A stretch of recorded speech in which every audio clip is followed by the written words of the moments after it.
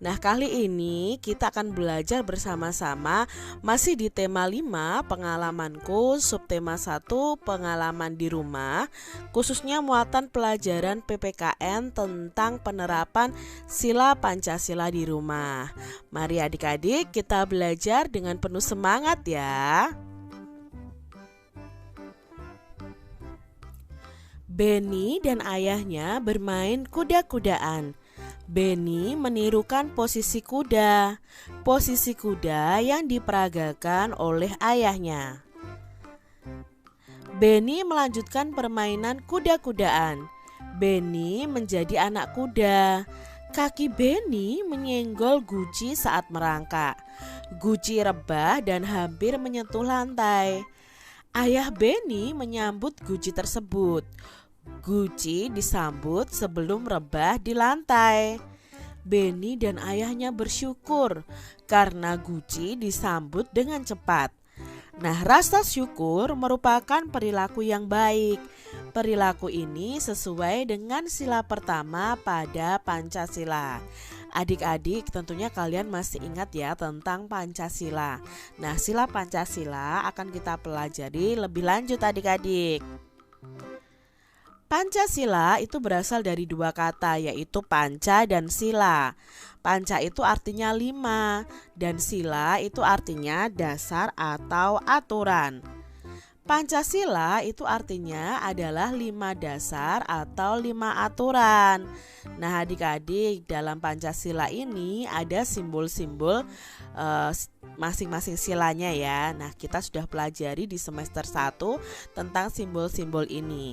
Mari kita ingat-ingat kembali adik-adik ya. Nah, sila Pancasila itu yang pertama berbunyi ketuhanan yang Maha Esa, lalu kemanusiaan yang adil dan beradab, persatuan Indonesia, kerakyatan yang dipimpin oleh hikmat kebijaksanaan dalam permusyawaratan perwakilan, dan keadilan sosial bagi seluruh rakyat Indonesia. Nah, simbol sila pertama itu adalah bintang adik-adik. Lalu simbol sila kedua adalah rantai emas. Simbol sila ketiga adalah pohon beringin. Simbol sila keempat adalah kepala banteng. Dan simbol sila kelima adalah padi dan kapas. Adik-adik, contoh penerapan sila pertama Pancasila nih, adik-adik harus tahu. Di sini ada gambar keluarga-keluarga yang beribadah sesuai dengan agamanya. Misalnya yang beragama Muslim atau Islam, mereka sholat bersama. Lalu agama Kristen dan Katolik, mereka berdoa dan pergi ke gereja. Yang beragama Hindu, mereka beribadah di pura ya.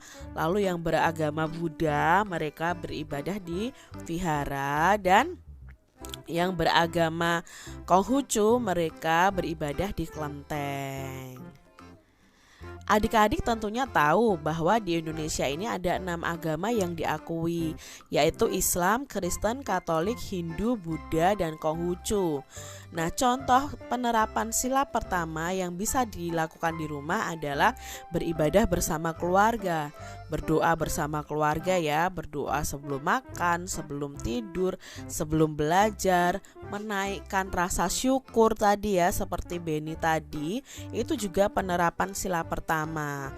Nah, saat berdoa dan beribadah, kita harus bersungguh-sungguh karena kita itu berdoanya kepada Tuhan adik-adik. Jadi kalau kalian berdoa, jangan cengengesan ya. Nah, perhatikan gambar berikut ini. Gambar mana sajakah yang mencerminkan sila Pancasila? Maka kita akan memberi tanda centang nih di gambar yang menunjukkan sila pertama Pancasila. Yang nomor 1 adik-adik. Nah, ini pasti menerapkan sila pertama Pancasila karena dia sedang berdoa. Nah, kalau nomor 2 bergotong royong ya, ini tidak menerapkan sila pertama. Di sini yang ketiga, ini menunjukkan sila pertama Pancasila karena di sini mereka walaupun berbeda agama, tapi mereka tetap rukun adik-adik. Nah, itu ya. Yang nomor keempat pasti ini juga menunjukkan sila pertama. Yang nomor 5 ini sedang bermusyawarah ya, berdiskusi. Ini tidak menunjukkan sila pertama. Yang keenam ini adalah berdoa untuk orang yang sudah meninggal. Otomatis ini menunjukkan sila pertama Pancasila. Nah, adik-adik, ini adalah simbol sila kedua Pancasila. Beni juga mempunyai banyak teman. Beni juga anak yang rajin. Beni pandai bergaul. Teman Beni ada yang menjadi pengurus masjid. Pengurus masjid tiba-tiba ke rumah Beni. Pengurus masjid ini perlu bantuan untuk korban banjir. Beni memberi sumbangan untuk korban banjir. Beni memberi contoh yang baik. Nah, contoh yang ini sesuai dengan sila kedua Pancasila. Sila kedua Pancasila itu berbunyi kemanusiaan. Nah, kemanusiaan yang adil dan beradab, berarti kita memanusiakan orang lain adik-adik. Contohnya yang memberi pertolongan itu adalah sesuai dengan sila kedua Pancasila.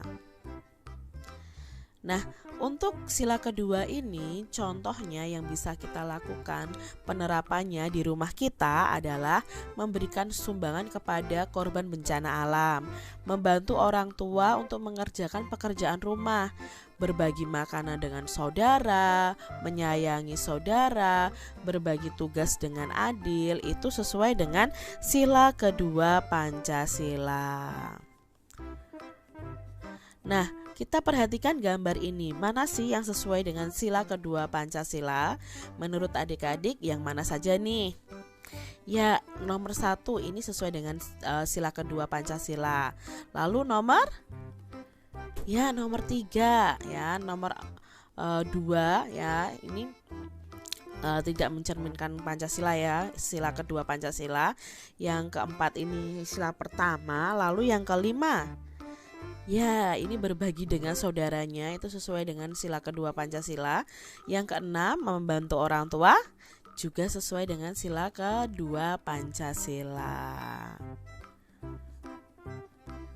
Apakah adik-adik masih ingat lambang Pancasila di bawah ini dan bagaimana bunyi silanya? Ayo, ya, ini adalah lambang sila ketiga Pancasila yang bunyinya Persatuan Indonesia. Nah, sekarang penerapan sila ketiga di rumah apa saja ya? Yuk kita pelajari selanjutnya. Contoh penerapan sila ketiga Pancasila di rumah adalah pertama nih, kalian hidup rukun dengan keluarga. Itu berarti kalian sudah ada persatuan di dalam keluarga. Lalu contoh berikutnya, tidak bertengkar dengan saudara. Itu penerapan sila ketiga juga. Dan saling membantu dalam keluarga, itu juga bisa masuk dalam sila ketiga Pancasila karena mewujudkan persatuan di dalamnya. Nah, itu tadi adik-adik pembahasan kita di tema 5 subtema 1 khususnya untuk muatan PPKN penerapan sila Pancasila di rumah. Nah, kalian tadi sudah belajar penerapan sila pertama sampai sila ketiga nih di rumah. Coba ya adik-adik praktekkan nih penerapannya di rumah kalian masing-masing. Hari ini kita akan belajar SPDP, materi membedakan panjang dan pendek bunyi pada lagu, dan dilanjutkan materi menjelaskan tekanan kuat dan lemah pada lagu. Membedakan panjang dan pendek bunyi pada lagu. Ya, bunyi yang dikeluarkan saat kita bernyanyi itu berbeda-beda ya. Ada bunyi yang panjang, ada juga bunyi yang pendek. Bunyi yang panjang dinyanyikan lebih lama dari bunyi pendek. Ya, ada tanda-tandanya sendiri-sendiri ya. Perhatikan tanda berikut. Ya, tanda seperti itu untuk bunyi yang pendek. Dan tanda seperti itu untuk bunyi yang panjang. Ya, kalian harus bisa membedakan ya antara bunyi yang pendek dan bunyi yang panjang. Ya, perhatikan tanda panjang dan pendek bunyi pada lagu Ruri Abangku ciptaan A.T. Mahmud. Perhatikan ya. Ruri adalah abangku, rajin dan senang belajar, dengan menyandang tas di bahu, riang menuju sekolah.